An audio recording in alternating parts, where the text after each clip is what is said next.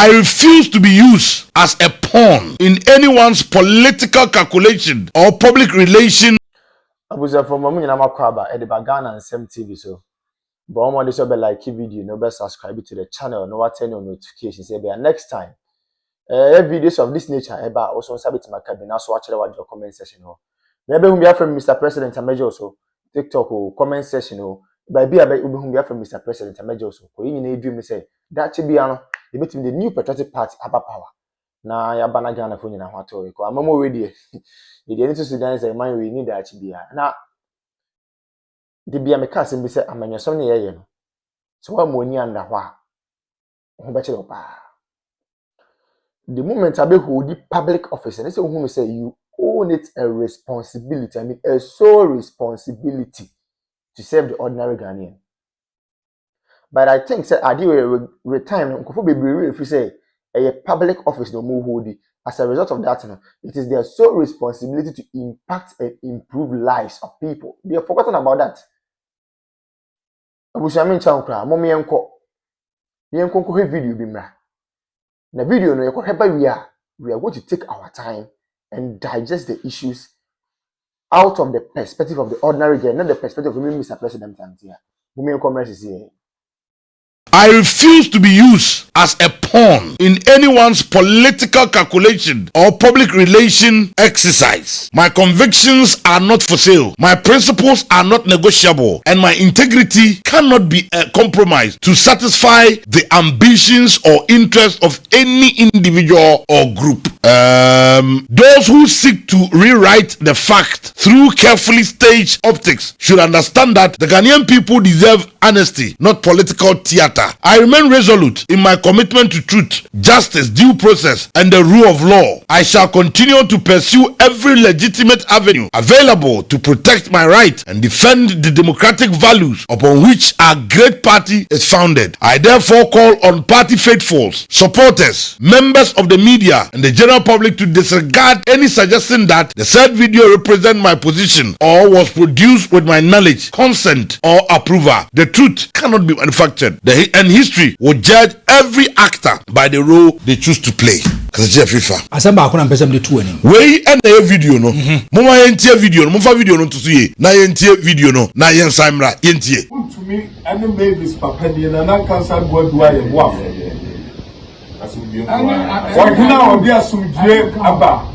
Minority leader Afenyo Markins Esuma Jerry Ahmed so omesra no na omu ko betimi de asie no afaso Jerry Ahmed buy no obesra no ombedi nkomo kama na Jerry Ahmed free one mo na ana ohun say video bi abetota video no na the second video no a chama won to me Jerry Ahmed ayi wa free akọ na Nkansah Boadu ho na omu kopa na chewo ena Okatakyire issue statement say dabi o me mpa obi a chewo na wasema da ho pa chewo party ni de krata aba asem ye nto aba ejira me de me party no I was protecting my political party because party I issued chairman of the party I issued statement abba me kra me try kan sa statement ni bi se me nto aba intimity say MP before to am hey chairman say issue statement that baby o and man tie me kwa kore enti so obekọ ye na de besiko si ye enti me nya obi abone na makọ po obi a chew na mom se nipa wo no fees o mo ye bone na wo kopa o mo a chew o mo mpa na me Okatakyire Afrifah de me Nigeria America ye ni za nkomo no ye ni nkomo so onkopa chew mame ana oni nipa kobi enkopa chew mame enti o mo akopa o mo a chew mo a oni ogira bi ogira sa aba no ye bese akoto no foforo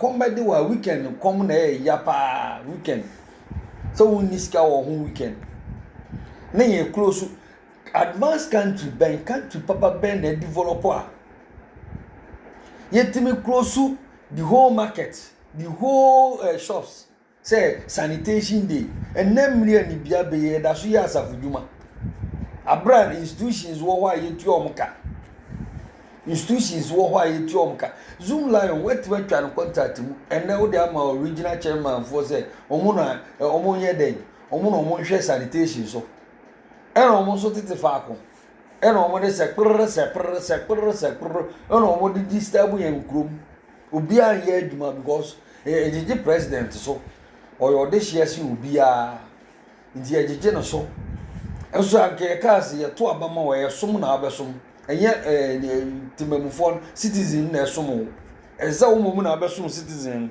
afraid the service no say adane we ye service biom say timamfo no mu na som friend dem for servants no mo se mo ye servants mo ba besom nso ye mu na afraid ye som na Saturday pa na close shop say sanitation day nso so fa nipa we tu fa mo we yi gata mu dia gu ho na me ahwe saa mensuato na gata na asa nso na se atwini nyina kogu gata mu biem nso na se atwini nyina kogu gata mu biem we ya kwa na ye bai na ye nya leaders papa bi intimi control sa de we intimi control sanitation common sanitation keke intimi control we bi aye dumping site kwa ye nibi ni nyina aye private way zoom lion there the zoom lion no close a wunya ba bi fa ngugu ye kwa ya na e bai ade a me ya ye nkofo na ewu no na ejapade a senya senketwa onipa obeti atechem wo suro se obekoti bi amanfo wo na ye tua uka taxpayers money e na ye di tua uka Ghana for one my yensensi form papa one my Ghana for esi form. Now I don't blame you. Me blame Ghana for na enya daje ko sell lie eto abasama o because wo betina so for good 12 years. Wo be ye vice president. E ma wu jade atamos ewu ye. Ye disa show nsama wo buye. Wo wie wo se wo nye president da. E ma ye vote ma wo be di 4 years aye 8 years. Wo se a we twa 4 years chinchina ye sama wo mra se wo betwa 12 good years wo tumi nye hwe wo promises en kokon ketenkete omo adwane en confirm a wo di ba ya omo kọ Burkina kokofu a wo promise omo se wo betu ebula ama koko farmers bia wo ba ye wo beti koko no so ewum wo nsan so ntua ka wo firi omo koko wo di omo ka wo ba ya wo si agenda 111 ye hu hwe afi na wo si market aye abeifo kodi dwa na access amanfo kodi dwa wo ye nti ase wo be sori e na wo si market ne bathroom wo he efiri kwa me kruma time market bie ni Ghana a bathroom ni toilet enim ewo mu di dada wo ewo mu edi dada na ya nkoto ayeda enso efa enkrofo a wo se den ya nkoto ayeda we are disappointed to Ghanaians. We are very incompetent. Incompetent President Mahama administration. What disappointed Ghana for? Wo nyame eyineni efri oso nyame nsan ni oso. Won kwa wo ba power. Mun kwa mo party and a sitting president ewu. Mun kwa mo party and a sitting vice president ewu. Mun kwa mo party o. Mukwa mu party me say balok di we chi no Ghana for ansha this 2 years aka no ahohie hia wo balok di Ghana for be komu no esum bi mbada o Bibia asay wo hwe your sports are say hwe Black Stars afi Black Stars omuntimi hwe goal biom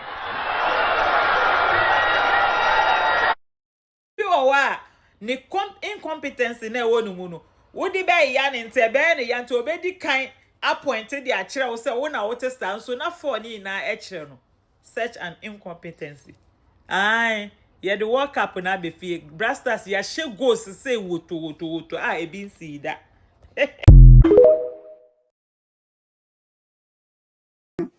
wodi be man ko foforo won ma assembly won ma sanitation bio anya wa sanitation for this sika yakwaji loan na breast sanitation for mu fa nye hwe na wo ba obeje fi sanitation for na wo je ye no enya wa sako hwe no sako shi ta nso tonso na baby shi who ya dio nkwa ho ba eja hihie Mr. Pad unya ba perfect intro say what pad saka wide wo do say pad na be ye bibia mo It took about 15 minutes. You can even waste as much as 1.5 hours.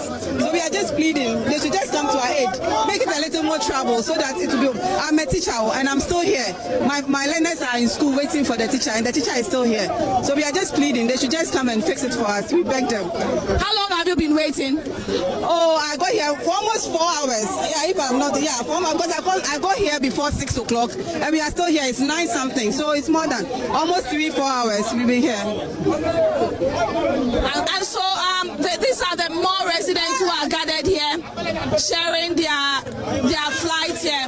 I understand your frustration, but let me engage some of the organizers of this particular demonstration. Now we understand you've blocked the road for close to 3 hours. She says she's a teacher. She's not able to go to school. So how long are you going to continue this? More than 4 hours. More than 4 hours. Join down. See mo de bia ye kan ho asem. Oman we just say yenim oman issue ayewo. Ko ye hwe ne ma papa na adan kwaku for Dr. Laji Mahmood Bawumia ye de ma oman we a.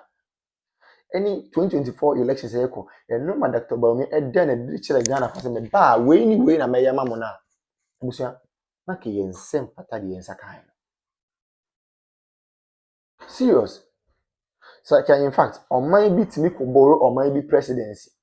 On my bit me could borrow or my be leaders are KBA, the new patriotic party, the leaders of the party, KBA borrow another African country to cause development there. For the first time in the history of the country, we have generalized free senior high school. The word is generalized. For the first time in the history of the country, we have active drone delivery systems. For the first time in the history of the party and of the country, yetimi enya active and well facilitated health facilities across the length and breadth of the country. Agenda 111. We may say impoyen because the agenda na the person here number of hospitals and the is intimate because of time. But those ones yetimi go and see how they have been operationalized. And then me look say we have some of the hospitals in fact, yeah, equipping hospitals are not all right, but because of political tantrums and political gains, many can say, yeah, hospitals and they go on and no women say. It is a Kenyan who saying and no man in Abaya. This is a kind of candy was I would to me was I mean, say almost same people for for. Name my comfort my sacrificing discard to what the hospitals are most of my account for. I comfort my facilitating me on funded free seniors who some account for. You see, any Ghana for debut. Na fe na tables na tani afi dem mokekam kakaka. Why are they shouting? Obi ankara no ntum ne nko no ho. Asofo no mo nkoma no ntu asofo no with the greatest of respect, omo nkoma no ntu ne nko nyina ho. Chief imam for ne nkoma no ntu ne nko nyina ho. Politicians ne nkoma no ntu ne nko nyina ho. Market women no nkoma no ntu ne nko nyina ho. Obi ankara no ntu ne nko nyina ye ho. 2020 dua, then we will know the way forward. Yeti kroma obi so ono ba ono the credit scoring system be ba mo so open konketenkete. Nanze bibini na nkasa de se bi ye bibia yanketenkete ya adwen yanketenkete ye bibia ye bia invest square ye yanketenkete. We want everything in pieces. We don't want everything in bulk. Adi asem kra ni. Obi ma credit scoring system also open konketenkete. Obi introduce electric or electronic bus systems, most of them konketenkete. Is any one there? You people chose policy, you people chose music over policy. Then you tell me ho papa, and I feel them go watch them. Me na wo ne wo sia chem say bi, me na me go catch you Rajon Dramani ma say all members come to Mutu one. Ye wa ha. Digitalization ye start say ye mo say there bi. Digitalization and to kinki, nti mo pe kinki sika. Nti amamu papa na ba, omo ma mo kinki, amamu a ade na mo kam. Ye wo krom ha ya. And the Rajon Dramani mama could not Nkansah mu gafo catch up say, oh, gafo de oh, na mo de onye kinki na mu hia utilization bia. And I gafo say okay, me beto aba na ma boom boom boom boom. Mo to aba ma kinki government it me say dey ko ye kra de menu now to me who letter bi a yoko for tro ye eba council of state member voter region. Na me say fiam hey Ramona Chapa ya hype say where can say Israel train. But the issue is true.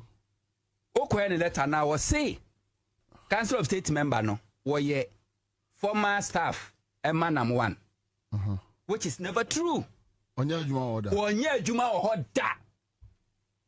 And Onye Juma or da. Amanam 1 for the first time. Nam 1 I post. Oh yes, Nam 1 I post. Yeah, no catch you. We say, oh, the panel boy.